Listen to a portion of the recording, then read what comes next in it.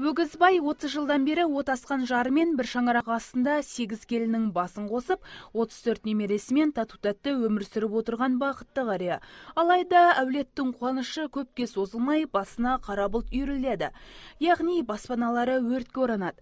Алайда көңілдері қуаныштан сейілмейтін отбасы түйіннің күрмеуін оңтайлы жолмен шешеді. 5 қатын бір шал атты отбасылық ансамблін құрып, талай тойдың көрігін кіргізеді.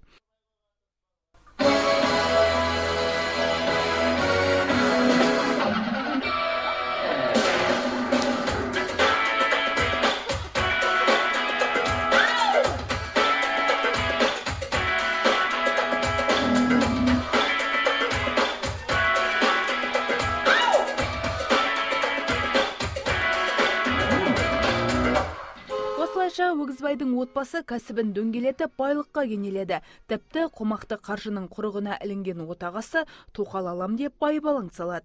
Нәтижесінде жан-жарының қадірін түсінеді. Ал қойылымдағы Өгізбайдың келіндерінің бірін Нұржан Қошымбаев сомдады. Негізі маған бұрындар қиын тұғын, қазір әйелдің рөлі вообще қиын болмай қалды. Ондай бір қиындық ештеңе жоқ. Әйелдің рөлі алам, жобасын алам. Менде түрлі әйелдің образдары бар да, салып кете береміз. Бұл шығарма театр сахнасында 3 жылдан бері қойылып келеді. Осы уақыт аралығында көрермендерінің қатары артпаса азайған емес.